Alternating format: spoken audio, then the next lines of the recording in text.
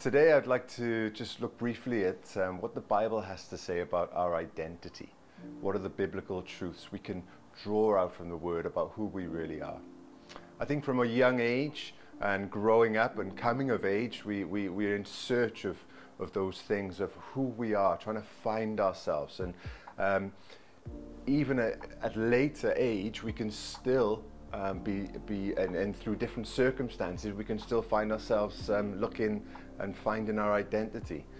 Many times we place our identity in our occupation, our family relationships, how we look physically. Maybe you've said this: "Oh, I'm a teacher."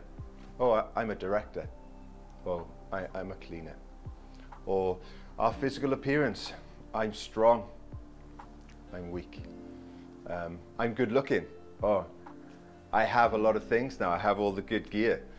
Maybe you have a lot of money. Maybe you don't have a lot of money. But we can put our identity into these things. Now, during the course of our life, these things may change over time.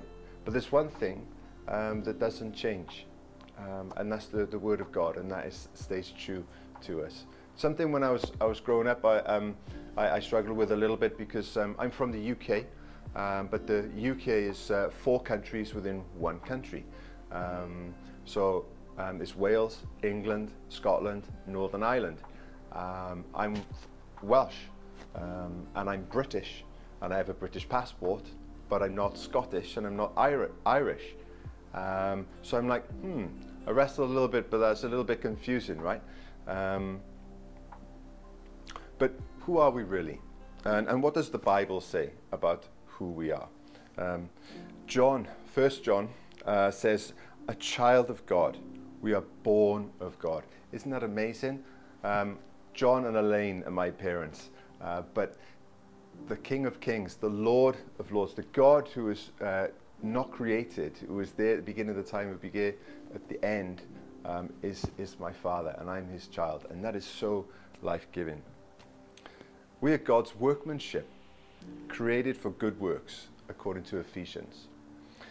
I don't know if you know, but a piece of art, the value of a piece of art is determined by how well known the artist is. So for example, if I draw some squiggles on a piece of paper and I try to sell that, it won't be worth anything because nobody knows me and I'm not a famous artist.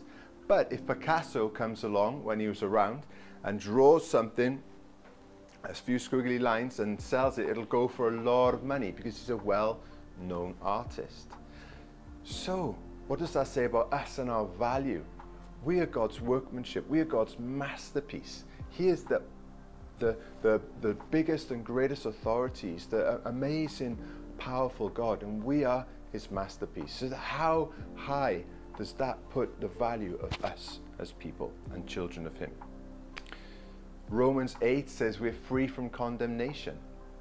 How many times do we come across the lies and the enemies, maybe from outside, where it could come from inside? We could condemn ourselves. "Oh, you stupid. Oh, you did that again. Why?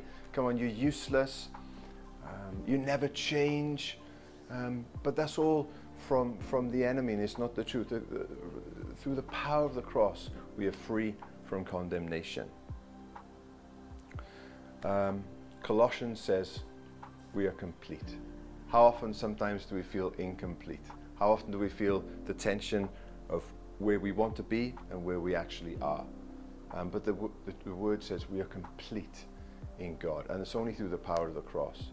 So these are just some simple truths that if we can apply them to our daily lives, it's going to be life-changing. It's going to bring light into the darkness. We can use the word as a sword to pierce through those lights. I hope this is a blessing to you.